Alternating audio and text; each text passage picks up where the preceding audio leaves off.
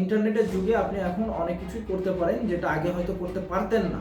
জবে থাকার পাশাপাশি অনেক কিছু করতে পারতেন না, কিন্তু এখন ইন্টারনেটের যুগে আপনি জব করার পাশাপাশিও অনেক কিছু করতে পারেন বা পারবেন।